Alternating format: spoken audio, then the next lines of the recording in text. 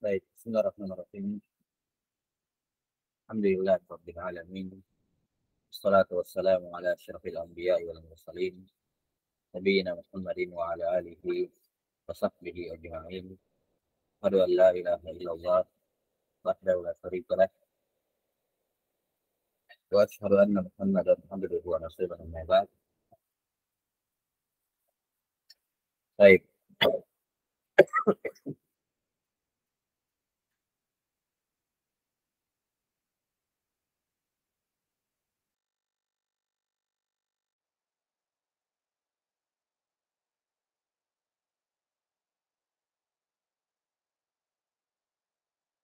Ya, kita lanjutkan penjelasan dari kitab Syarah Al-Ajurumiyah oleh Syekh Hasan bin Ali Al-Kaprawi rahimahullah. Qala rahimahullah wa dzarful makani wa huwa ismul makanil mansubu bi taqdiri fi nahu amama wa khalfa wa qaddama wa wara'a wa fawqa wa tahta ila akhirih. Baik, fadhal iqra li rabb. Bismillahirrahmanirrahim. Alhamdulillahirabbil alamin wassalatu wassalamu ala rasulillah. Wa i'rabuhu kama sabaqa fi nadhirihi bi ainihi. Nahwu amama bin nasbi ghairi munawwin. Mahakatu liwuqu'ihi mudafan ma'amilihi. Walau dhukira wa in kana mudafan ilayhi taqul jalastu amama asy-syaikh. وإعرابه جلست فعل وفاعل وأمام ظرف مكان منصوب على الظرفية المكانية وعلامة نصبه فتحة ظاهرة في آخره وأمام مضاف والشيخ مضاف إليه مجرور وعلامة جره كسرة ظاهرة في آخره والأمام ضد الخلفة وخلف وإعرابه ما تقدم بعينه وخلف ضد قدام وقدام بمعنى الأمام ووراء بمعنى الخلفة وفوق وتحت متقابلان وعند بمعنى المكان القريب ومع بمعنى مكان الاجتماع والمصاحبة وإزاء بمعنى مقابل تقول جلست إزاء زيد أي مقابله وإزاء منسوب على الظرفية المكانية وإذاء بمعنى المكان القريب تقول جلست إزاء زيد أي قريبا منه فإذاء منسوب على الظرفية المكانية وتلقاء بمعنى إزاء وتقدم مثاله وإعرابه وهنا اسم إشارة للمكان القريب تقول جلست هنا فهنا اسم إشارة للمكان القريب مبني على السكون في محل نصب على الظرفية المكانية وسمى بفتح مثله مثلثة بفتح المثلثة اسم إشارة للمكان البعيد تقول جلست ثم أي في المكان البعيد فثم اسم إشارة مبني على الفتح في محل نصب على الظرفية المكانية وما أشبه ذلك. Jadi zarful makan sama seperti zarful zaman sebelumnya ya, bahwa dia adalah isim mansub yang menunjukkan al-hadas terjadi di dalamnya, yang menunjukkan hadas atau kejadian terjadi di dalam makan tempat tersebut. Nah, zarful makan ini ada dua, ada zarful makan yang mukhtas dan ada yang mubham.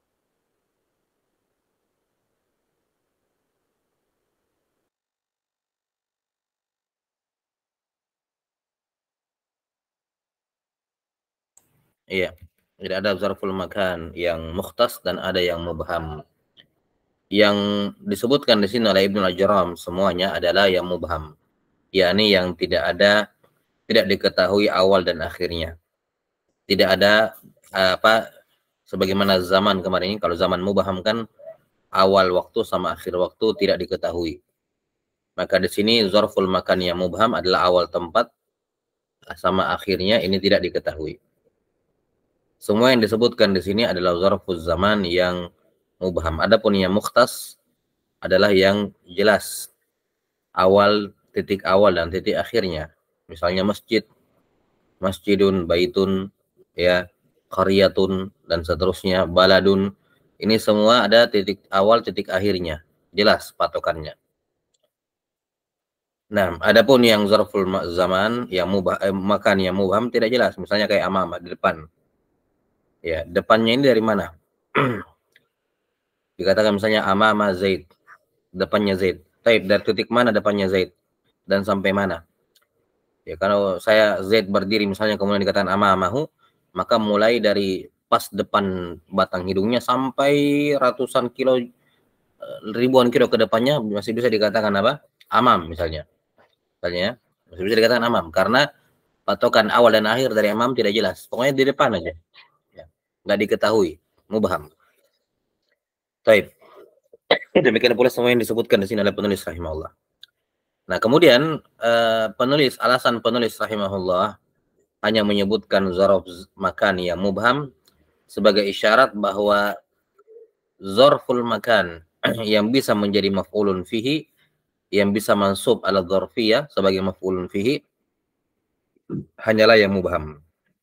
Hanyalah yang mubham. Adapun yang mukhtas, maka kalau mau dijadikan sebagai zarf harus dengan perantaraan huruf jar fi.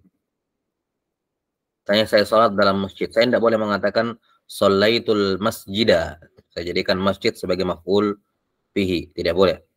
Harus pakai perantara fi, sholaitu fil masjid. Kenapa? Karena masjid zarful makan yang mukhtas, tidak bisa jadi mansub sebagai maf'ul fihi. Ya. Beda kalau yang mubham, saya bilang sholaitu amamal as-sariyah misalnya. Saya sholat di depannya atau sholaitu khalfas sariyah. Saya sholat di belakang tiang masjid misalnya. Nah, ini boleh khalfa karena khalfa ini belakang. Tidak jelas juga batasan awal sama akhirnya. Pokoknya belakang. Kan begitu. Baik.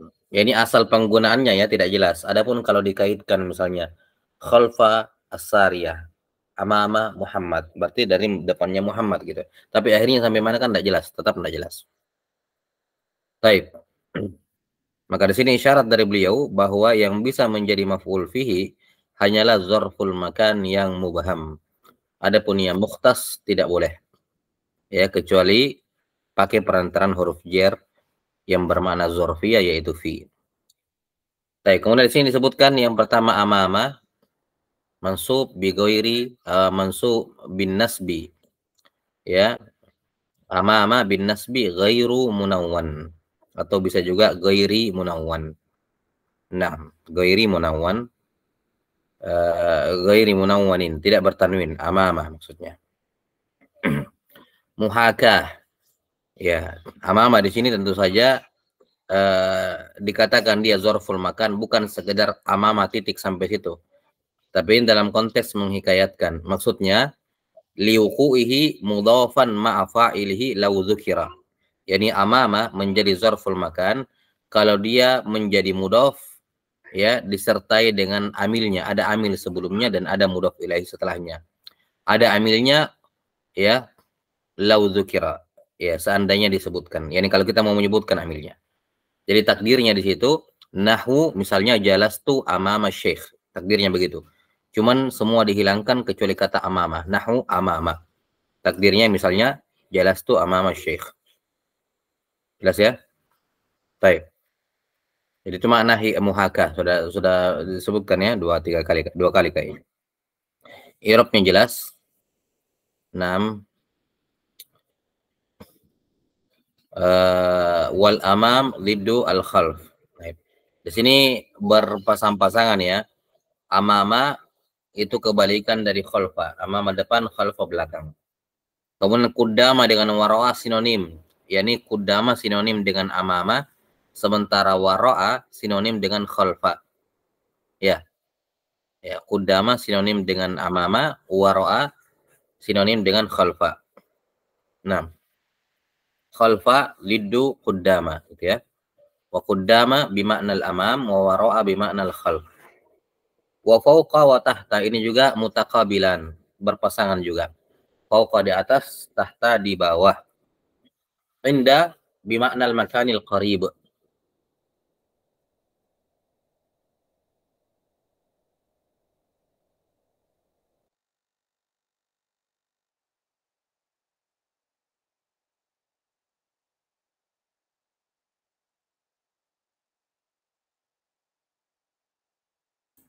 Iya.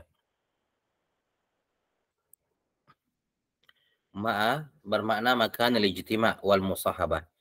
Ya, asal maknanya ma'a itu tempat berkumpul, berbaur di situ bersama dengan yang lain. Inda makanil qarib.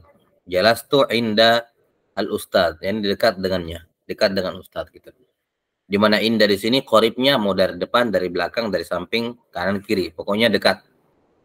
Gitu ya. Kemudian iza'ah itu apa namanya? Bimakna muqabil, berhadapan. Kalau saya bilang jalastu iza'a Zaid, yakni saya duduk di hadapannya Zaid. Bukan di samping, tapi di hadapan. Baik. Idza'a itu sama seperti inda, yakni di makanil qarib, tempat yang dekat. Jalastu hidza'a Zaidin ay qariban minhu. Baik. Tilqa'a itu bermakna izza'ah, yakni apa tadi? Muqabil. Tilqa'a bermakna muqabil, di hadapan. Huna ini isim isyarah untuk makan yang qarib. Saya perhatikan dia zorof. Bedakan dengan isim isyarah kayak hadza. Hadza kan juga apa?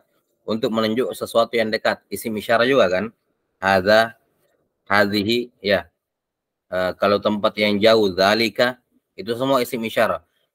Tapi dia isim isyarah bukan zorof. Kalau ini zorof yang menunjukkan tempat yang dekat, yaitu huna. Ya, huna. Baik. Kemudian sama itu kebalikan atau pasangan dari huna. Di sini sama isim isyarah untuk yang jauh, zalika. Baik, zalika. Jadi bedakan antara huna dengan hadza sama dengan zalika. Huna itu zorof. Dia menunjukkan tempat yang dekat. Dia juga apa namanya? Dia ini kata yang zorof yang menunjukkan tempat yang dekat. Kalau hadza itu isim isyarah untuk benda yang ditunjuknya, kalian ditunjuk itu dekat. Gitu ya. Jadi perbedaannya antara hadza dengan huna adalah hadza sekedar kata tunjuk, sementara huna bukan sekedar kata tunjuk tapi juga mengandung makna dzarf. Yani ada kejadian yang terjadi di huna di sini. Ada hadas yang terjadi. Beda dengan hadza. Hadza itu tidak bermakna dzarf, tidak menunjukkan ada kejadian di situ. Baik. Kalau huna ada kejadian di situ. Shallaitu huna.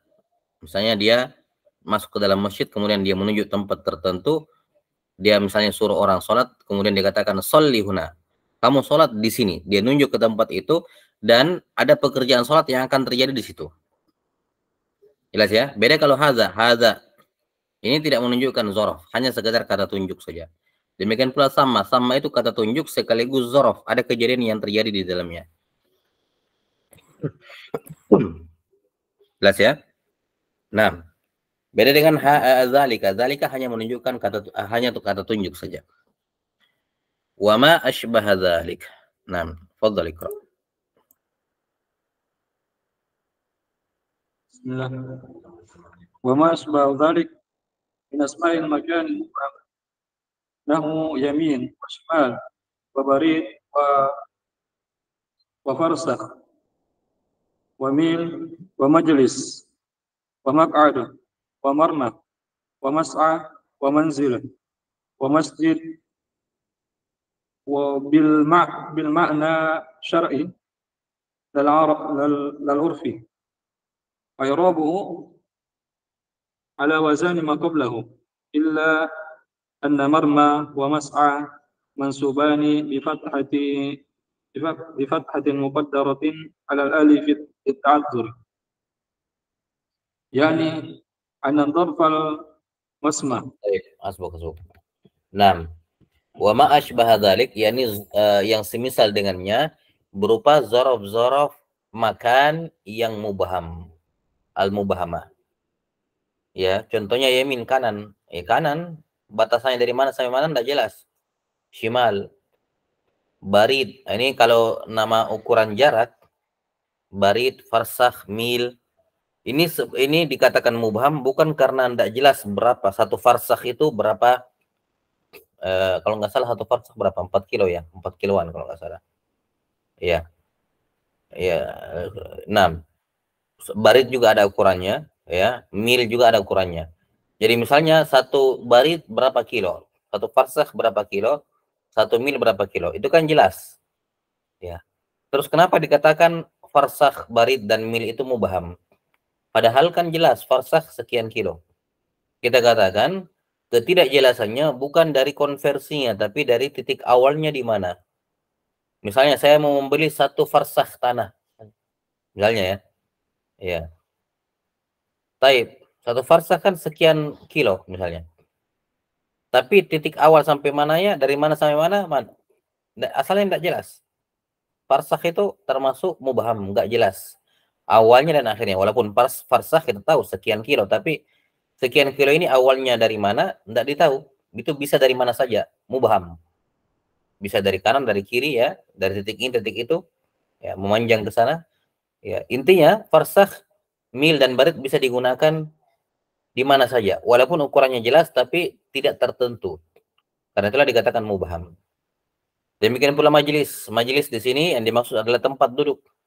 Jelas tuh majelis al-ustaz. Misalnya kan? Maq'ad sama ya, tempat duduk.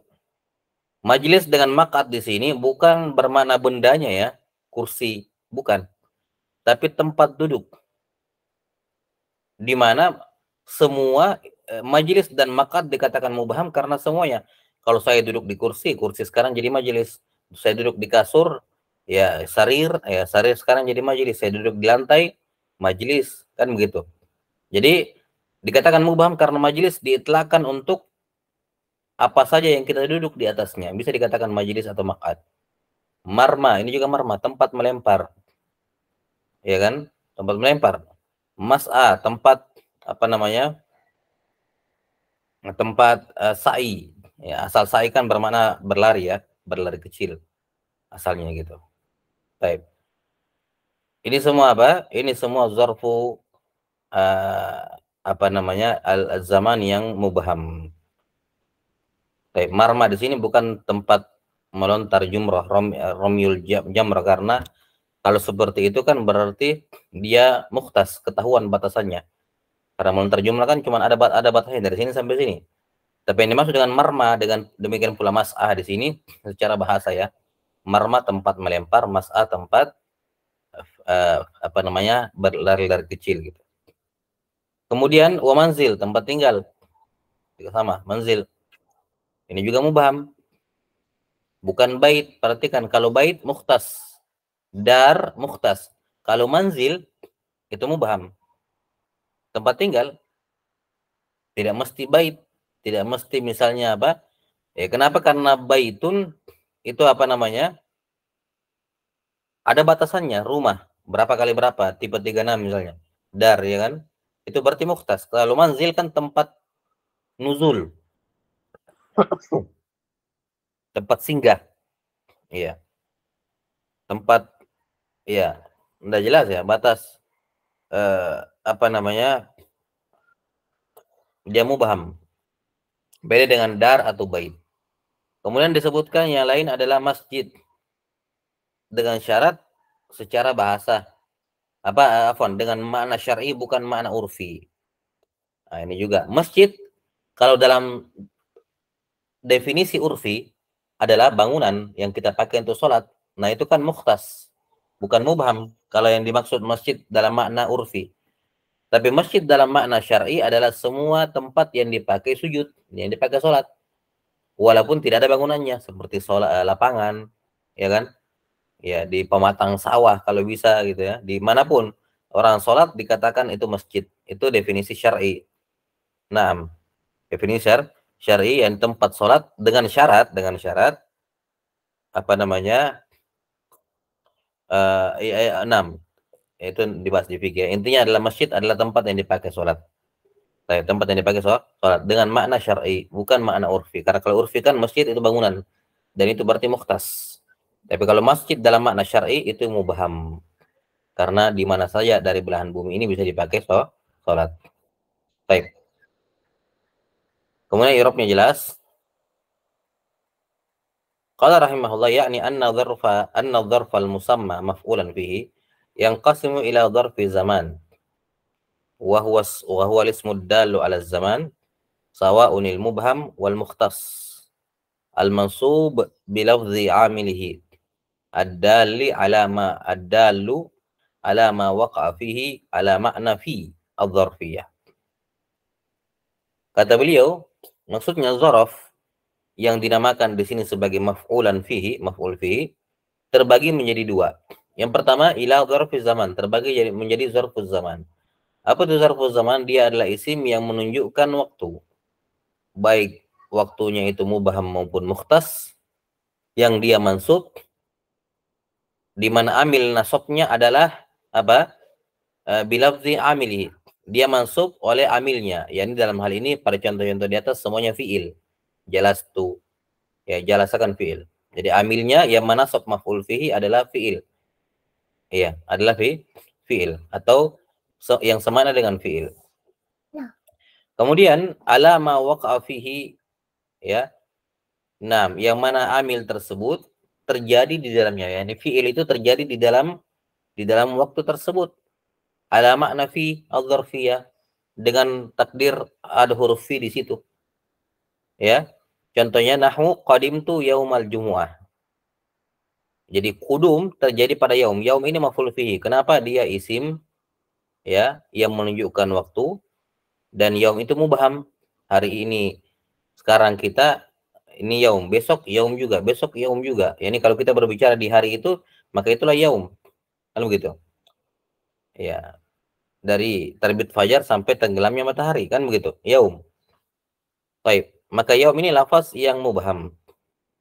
Dia mansub oleh amilnya. Amilnya di sini adalah qadima, fiil. Yang mana fiil ini terjadi di dalam waktu itu, di mana kudum, kejadian kudum terjadi pada yaumal jumu'ah. Baik. Nah, ini bisa seorang mengatakan juga qadimtu fi yaumil jumu'ah. Bisa. Qadimtu fi yaumil jumu'ah, atau kalau mau lebih simpel, qadimtu yaumal jumu'ah. Kata beliau, fa inna lafdha qadimtu dalun ala ma'na al-qudum al-waqi'u fil yaum. Karena lafaz qadimtu menunjukkan makna qudum, kedatangan, yang mana kedatangan ini waqi' fil yaum, terjadi pada hari itu, pada hari Jumat. Fa qawluhu al-mansub kharaja bihi nahwu hadza yaumu yanfa'u as-sadiqina sidquhum, dalam ayat ya. Maka ucapan beliau bahwa maf'ul fi itu harus mansub, ini mengecualikan seperti pada ayat hari hadza yaum, ini adalah hari di mana orang yang jujur bermanfaat kejujurannya. Ya. Nah, bermanfaat kejujurannya. Di sini dikatakan yauma hadza yaumu yaumfa. Ini adalah hari. Maka di sini yaumu tidak mansub, dia marfu. Kenapa? Karena di sini tidak ada kejadian yang terjadi pada hari itu, kan? Cuma dikatakan ini adalah hari yang kejujuran bermanfaat bagi orang yang memilikinya. Ya, tapi tidak ada kejadian yang terjadi pada yaum, pada hari itu. Plus di sini dia tidak, karena itu dia tidak boleh mansub di sini. Baik, ini konteks ayat ya. 6. Kemudian zarf yang kedua, wa ila zarfil makan. Kembalinya kepada sana tadi, atof. Yang qasimu ila zarfi zaman wa ila zarfi makan. Ma'tufnya ke sana. Apa itu isim makan? Zarful makan wa huwa ismu dallu 'alal makanil mubhamil mansub bilafzi amilhi dalli al ad-dallu 'ala ma waqa'a fi. ala makna fi adzarfiyah. Zarful makan adalah isim yang menunjukkan tempat. Yang mana tempat ini mubham. Ini perbedaannya. Kalau zaman kemarin mubham maupun mukhtas. Kalau zarful makan hanya mubham saja. Yang mukhtas enggak. Yang dia mansub dengan lafaz amilnya, dengan amilnya maksudnya, dengan fi'il. Yang mana ia menunjukkan apa? Bahwa kejadian tersebut terjadi di dalamnya dengan takdir fi. Terjadi di tempat itu dengan takdir fi. Nahu jalastu fawqas safahi. Saya duduk di atas atap.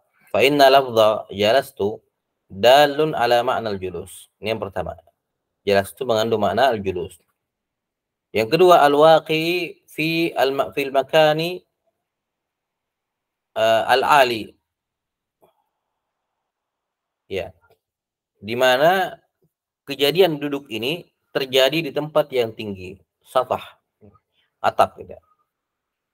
Kemudian wa qauli ala makna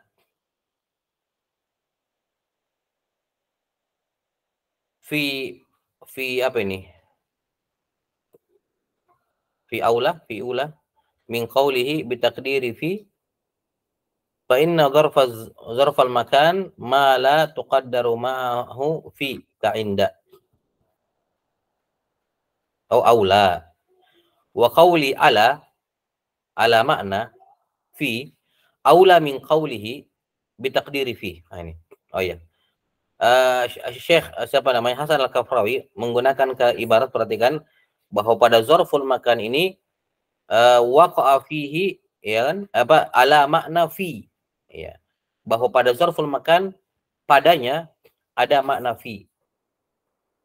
Ucapan saya, kata beliau, ala makna fi itu lebih bagus dibandingkan ungkapannya penulis di matan bitaqdiri fi, ditakdirkan fi, ya.